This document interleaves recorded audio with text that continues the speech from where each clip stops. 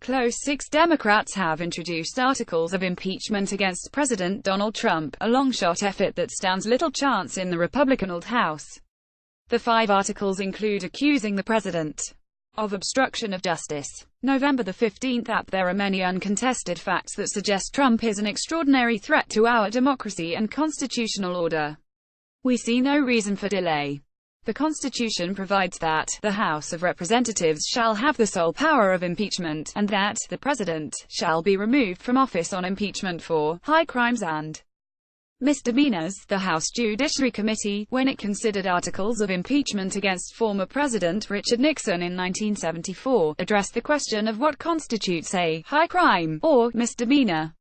Such impeachable offenses need not be limited to criminal acts, a staff report concluded, but should include constitutional wrongs that subvert the structure of government, or undermine the integrity of office and even the Constitution itself, and thus are high offenses, more short of impeachment. 6 ways Congress can limit Trump damage to U.S. more. The Trump tide is ebbing. How low will it go? Several of President Trump's actions since taking office meet this high standard. They were not simply inappropriate or wrong, they threaten to undermine our fundamental constitutional structure, our national security and our democracy. In light of this, we have introduced 5 articles of impeachment against Trump and called for immediate impeachment hearings.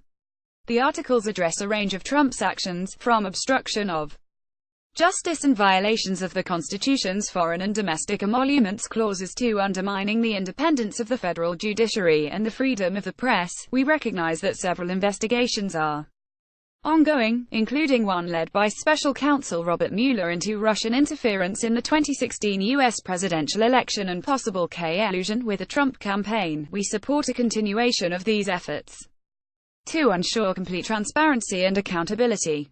Sufficient facts, however, already exist in the public record to warrant the start of impeachment proceedings in Congress. Given the magnitude of the constitutional crisis engendered by Trump's actions, we see no reason for delay. For example, with regard to obstruction of justice, we already know that Trump fired former FBI Director James Comey while the Bureau was investigating potential collusion between Russia and the Trump campaign, and the president has already admitted on national television that he had the Russia investigation on his mind when he fired Comey. We also already know that Donald Trump Jr. met with a Russian attorney who offered to provide damaging information about Hillary Clinton as part of the Russian government's efforts to help his father's campaign. These facts are uncontested.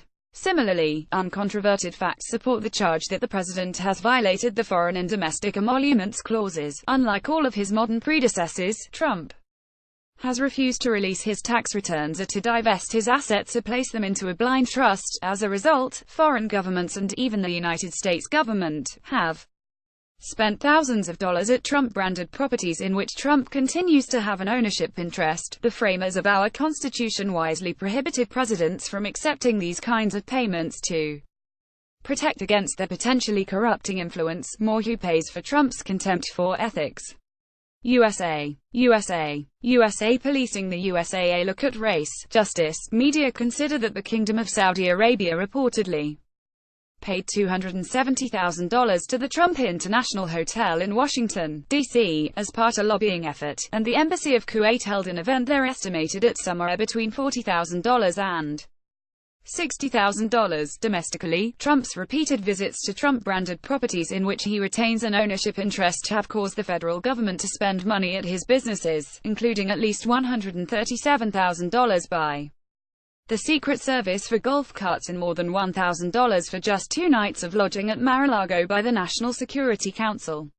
There is also already a well-established record of Trump actions that undermine the independence of the federal judiciary and the freedom of the press. For example, his pardon of former Maricopa County Sheriff Joe Arpaio for criminal contempt of court is a matter of public record, as is his tweet criticizing a so-called judge who had overturned his executive order banning refugees from certain Muslim-majority nations.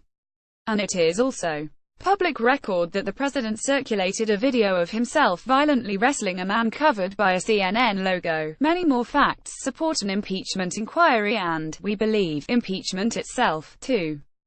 Be clear, we are highly sensitive to the fact that impeachment may result in overturning the results of a democratic election, yet the Constitution's framers provided for this extraordinary remedy to allow the people's representatives to confront extraordinary threats to our democracy and constitutional order posed by the actions of federal officeholders, including the President. When Benjamin Franklin was asked at the conclusion of the Constitutional Convention what kind of government the framers had established, he responded, "A republic, if you can keep it. It is time for the House to rise to the challenge and begin an impeachment inquiry."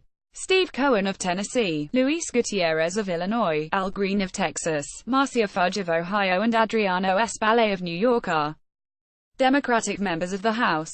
Read or share this story https://usat.ly2asio6t